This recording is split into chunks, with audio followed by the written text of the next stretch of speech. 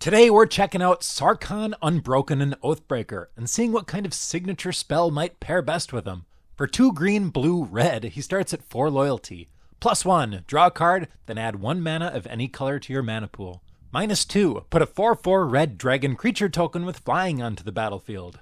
-8, search your library for any number of dragon creature cards and put them onto the battlefield. Okay, first of all, this is our only option for a Temur colored Oathbreaker. Wizards, print more 3-colored Planeswalkers, come on. Well, this is a pretty sweet Planeswalker anyways. And before we talk about synergy options for the signature spell, I wanted to talk about 3 really cool options that are specific to this color combination that I've never been able to talk about before and never will again. Gilded Passage says, reveal the cards in your library. An opponent chooses from among them a creature card, a land card, and a non-creature, non-land card. You put them into your hand. Okay, I actually cast this once in a game of Commander. It did not go how I wanted it to. I was hoping I could play it politically, but they were not going to play along. Jeremy, I am never choosing you for Gilded Passage again.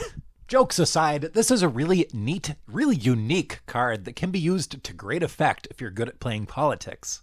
Genesis Ultimatum says, look at the top 5 cards of your library. Put any number of permanent cards from among them onto the battlefield and the rest into your hand. Wow. And Mythos of Aluna, create a token that's a copy of target permanent. If red-green was spent to cast the spell, instead create a token that's a copy of that permanent, except the token has when this permanent enters the battlefield. If it's a creature, it fights up to 1 target creature you don't control. This could be good with the tokens that Sarkhan makes, or probably even better with the dragons you're going to be casting. Okay, now let's talk signature spells that synergize with the Planeswalker. Any signature spell with Populate can populate up the dragon tokens. That could be really good. And of our options, I particularly like Druid's Deliverance, which is a fog attached to a Populate at instant speed.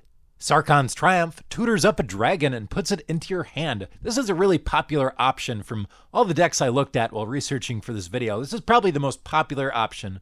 Breath Weapon and Draconic Intervention are both mini board wipes, dealing damage to all creatures that aren't dragons.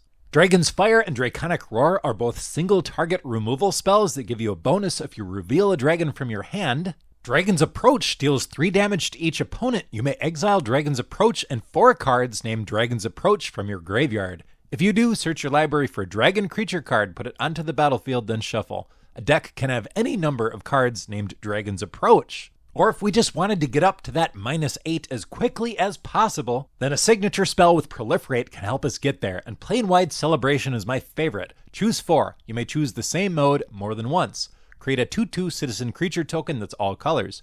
Return target permanent card from your graveyard to your hand. Proliferate. You gain 4 life. Now this one is a bit steep in the mana cost, but you've already got 5 mana because you cast Sarkhan, plus Sarkhan makes mana. I feel like at least sometimes you're going to be able to cast this the turn after you cast Sarkhan, and that could be pretty sweet. And enough people are using Dragonstorm that I feel like I have to mention it. For 9 mana, search your library for a dragon permanent card and put it onto the battlefield, and it has Storm. When you cast the spell, copy it for each spell cast before it this turn. 9 mana is a bit much for me, but if you think you can pull it off, then more power to you. That's awesome.